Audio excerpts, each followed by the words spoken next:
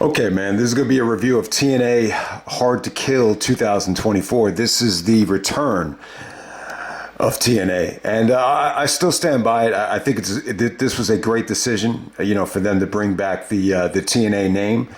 I think they realized, just from looking around YouTube, just from a general gut feeling, that there's definitely like a nice little nostalgia, going around about the TNA heyday.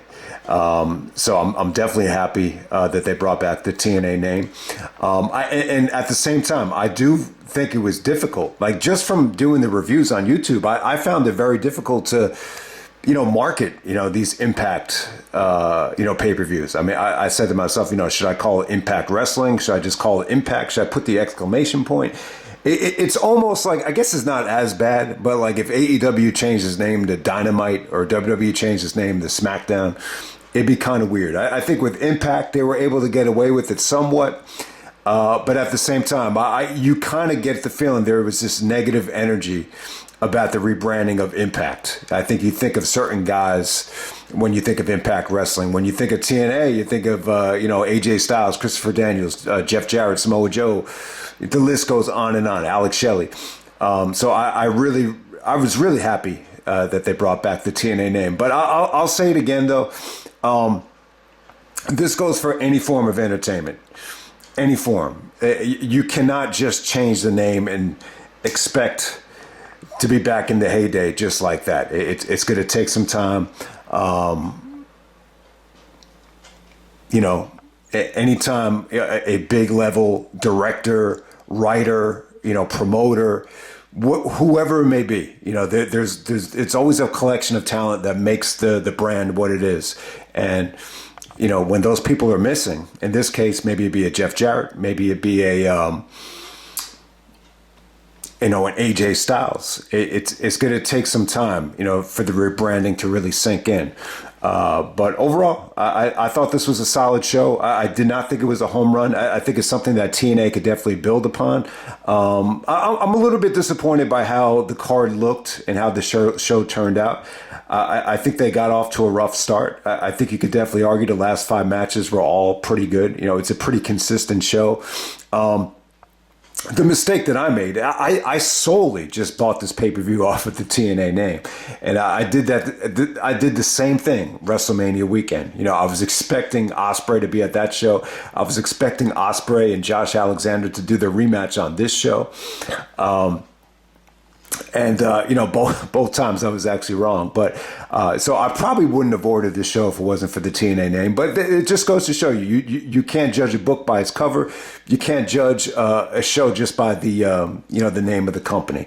But hey, man, like I said, I think this is a nice little show that TNA could build upon. They kind of always give you like a little surprise, in the main event with a nice little return. And you got the same thing here with Dolph Ziggler actually coming in. But let's try to get through the show. I did not think this was a great, hour to start the show. They actually start off with the women doing an Ultimate X match. So you got Giselle Shaw actually pulling down the X. No problems with the actual X, though. That actually turned out fine. They didn't have any issues with the X dropping, like a Bound for Glory 2005 situation. So you got Giselle Shaw, who definitely looked like the most attractive and the biggest potential in terms of star power in the actual match. And she's taking on Eddie Edwards' wife, Alicia Edwards, Danny Luna, Jody Threat, Tasha Steelz, and Zaya Brookside.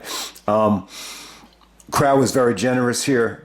There was a couple of women that were able to get up on the cables.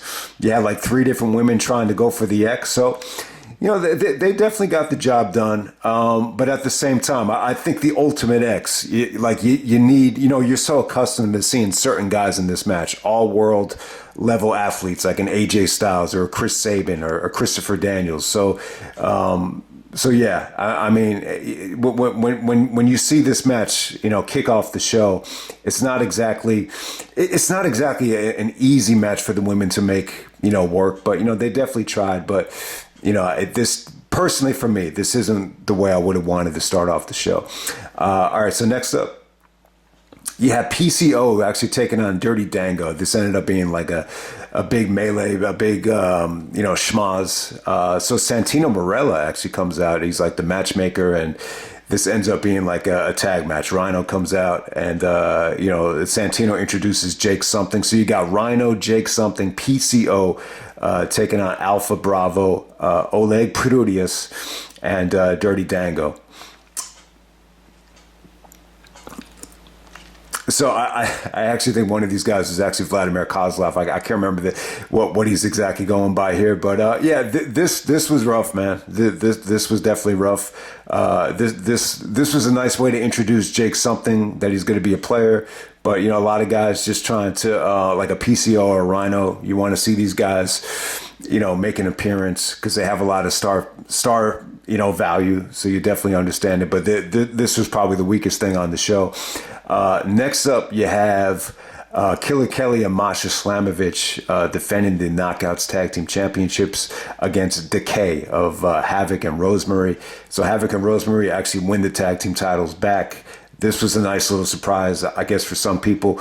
But yeah, I mean, Masha really didn't get a chance to show what she could do here. This was just a nice little, quick surprise. It didn't get too much time, but there's really not much to say about it. So overall, I thought the first three matches of the show, not a spectacular way to start off this new era of TNA, but things definitely picked up from there. So next up, you got Chris Sabin defending the X Division Championship against Vikingo and Kushida. At the beginning of the match, you hear it time and time again with guys on podcast wrestlers saying that it's a pain in the ass to put together three ways. And yeah, I mean, you could definitely tell here there was some sort of like a language barrier in the beginning here.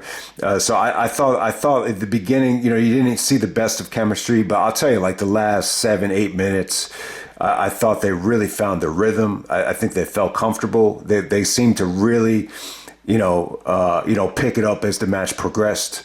Vikingo was great here, but I think the scenery of the ring and the setting, kind of, held Vikingo back a little bit. They had like a stage, so he wasn't able to do the 630 without, the stage being in the way.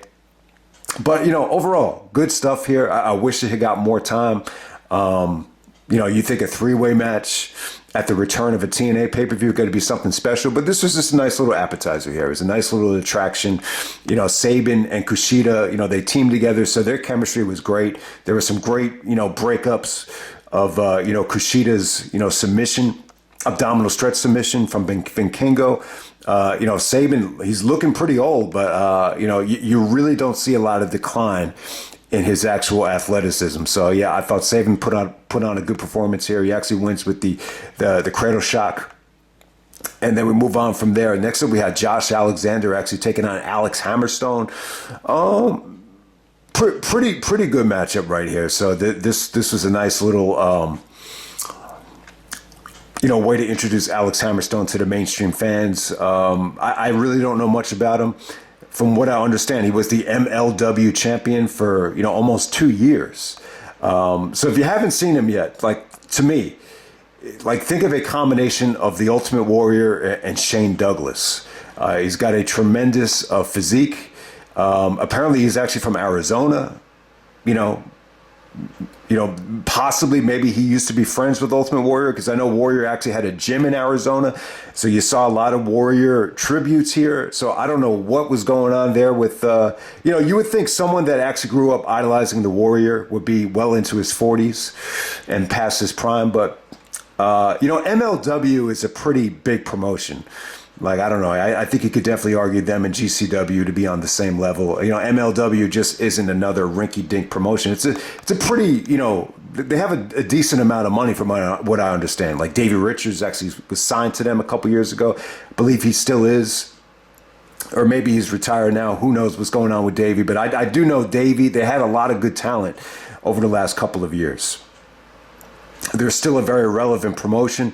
But yeah, him and Josh had a good match here. I mean, Josh didn't blow me away here. I would have preferred to see Josh in something else. But for the most part, you saw some good selling from Hammerstone. Just really, really good stuff. And some of his moves were just very well executed for a guy carrying that much muscle mass and that much weight. He's a pretty unique breed. He really is. I mean, he's something at this point, someone that's carrying that much muscle and looks that much like it, a throwback to the early 90s days for the WWE. It's a little bit something different. But yeah, Josh goes over. I thought the match was pretty good. Pretty good, but not great. Next up, we have a 4-way tag for the TNA World Tag Team titles. You got ABC, Ace Austin, and Chris Bay, taking on the Rascalz. The Grizzled Young Veterans from NXT UK. I believe Trent Seven could not make the show, so Laredo Kid actually replaced him, and he's teaming up with Speedball Mike Bailey. So yeah, this would have been a pay-per-view to really showcase Bailey in a singles match. I think that's my one regret from this show. That they really should have done that, but at the same time, the tag division here is pretty good. ABC is good. Rascalz, really, really talented dudes.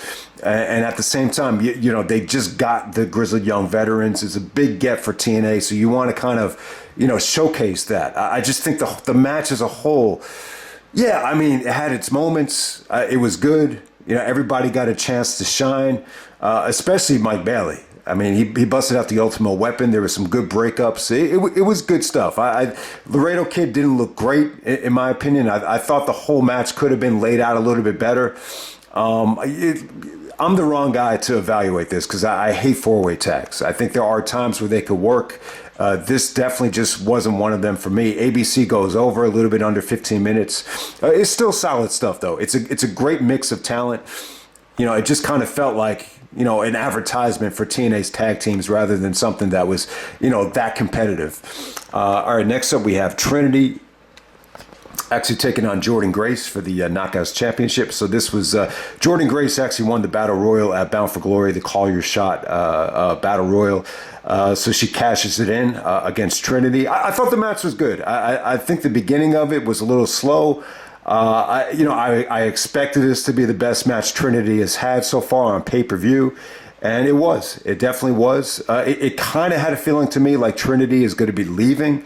I don't know why. Like there's so many times where you see somebody come in and when they lose the belt, you think they're going to leave. I think one of the signs of growing a company, especially with TNA right now, is when someone loses the belt, you want them to stay. Like Samoa Joe and Ring of Honor. Like that's how you build a company from the ground up. So I don't know. I didn't look into it. I didn't really care to look into it. But hey, I thought Jordynne Grace looked great. She's getting hot. She's transformed her body. I mean, she's just so strong and so convincing, and just very well laid out towards the end of this thing. It was pretty good. It was pretty much lots of drama. I just thought Jordynne Grace brought the best out of Trinity so far. I think Trinity's matches have been okay. But the last 5 minutes here were really, really good. You could definitely argue this is match of the night. And, Jordynne Grace wins the belt back. So yeah, very happy about that. You can't argue with it. She is, arguably the best women's wrestler in the United States, along with Rhea Ripley, in my opinion. So yeah, the match was really good. All right, next for the TNA World Championship, we got Moose actually taking on Alex Shelley. This was Moose's Feast of Fired world title match. I believe he actually won this at Monsters Ball in the 4-way at Bound for Glory. Not crazy about Moose. He won the world title, but I just wasn't crazy about him getting the main event here. It does seem like Moose pretty much main events every Hard to Kill or every Rebellion. This is like the first non-Slammiversary or Bound for Glory pay-per-view I've ordered. But hey, Moose and Alex Shelley, it definitely wasn't bad, man. Like the first half of the match was pretty bland, but as the match progressed, you saw a lot of great things. You saw a lot of great things from Shelley, really using his submission work to kind of ground and chop down Moose. Moose delivered some brutal headbutts to Shelley's chest, which came off really good. Yeah, but pretty competitive stuff. I wouldn't say this is, going to blow anybody away, but it was pretty solid, pretty hard hitting. Moose is able to actually spear Shelley at the end of this thing. Shelley just, once again, he pulled off some beautiful, sliced bread sequences. So the match definitely had its moments. But once this match began, I just thought they struggled for the most part. It just didn't feel like anything special in the beginning. I thought the video package was pretty basic. The video packages here really didn't get personal, whether it be this double main event between Jordynne and Trinity, or even Moose and Josh Alexander. It's just about kind of, which is cool. It's pretty much just based out of respect, based out of competition. There really wasn't much of a story, I think, going into this thing. Both guys were actually very complimentary of each other, believe it or not. But I guess because Dolph Ziggler was going to make his big return, they felt like they had to put the belt on Moose to have the babyface return, feel a little bit more natural. I guess that's what they were going for here. But hey, man, Dolph Ziggler, I don't know. Ziggler has his haters. TNA has a lot of haters. So if you're one of these guys that, is anti-Dixie, anti-Russo, the way they book Samoa Joe, this is not going to do anything for the, if you're a TNA hater, this show is not going to do anything for you. But, I was really enjoying, doing a lot of the old school TNA stuff, going back in time last summer and, doing the top 25 TNA pay-per-views. There really is so much there with this back catalog and the history of the company. But hey, you always say to yourself, like, what if Jarrett and Scott D'Amore worked with someone different than a Dixie and Russo, and maybe this company really did take off. But, it's something that TNA could definitely build upon. I'm not crazy about this show.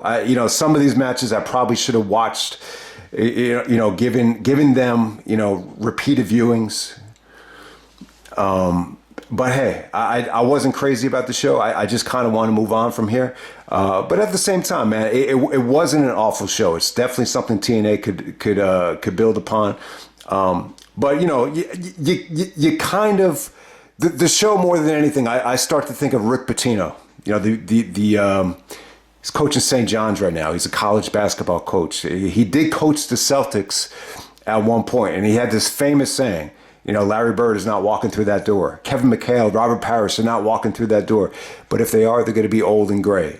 So I think there's this false perception that just because you title the show TNA, automatically, you're going to get, so many of these different guys just kind of coming back and, saving the day. But hey, man, this was definitely a great decision. I hated, the Impact Wrestling name. I just wasn't a big fan of it. I'm not in favor of, naming the promotion after the television show. So I'll just end it right there. I know this wasn't the best review. I wasn't crazy about this show. I really was hoping, you would get Ospreay and Josh Alexander, the rematch. It looks like that might have still taken place maybe the next night at Snake Eyes, if I believe it or not.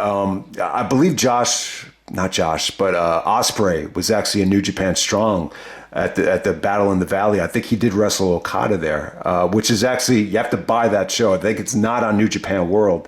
But if anyone had seen that show, let me know how it was. So that's kind of the negative here. I think once this show was announced, and once you saw all those Ospreay videos hit YouTube and talking about how he wanted to wrestle one last match in TNA before he goes to AEW, I think a lot of people just assumed, Ospreay would be on this show, and that definitely wasn't the case. But let me just end it right there. I apologize about the review here. I just wasn't that into the show. This show is just not for me, especially the first half of it. I think a lot of stuff could have been better here. But at the same time, you could definitely argue match of the night is one of the last 5 matches. You could either argue Moose and Shelley. You could argue the 3-way X Division. You could even argue Josh and Alex Hammerstone as being match of the night. So it wasn't an awful show. Like, it's nowhere near, like a prime TNA show from the initial run of 3-hour pay-per-views. But, it's nowhere near as bad as, like some of the worst TNA pay-per-views of all time. So, you kind of get a feel for how good the show was. But you know, when you hear the return of TNA, I hate to say it, but you know, you don't really think of Moose, you know, main eventing and ending the show with the TNA World Title. But hey, we'll see what TNA can do from here. And I'm out.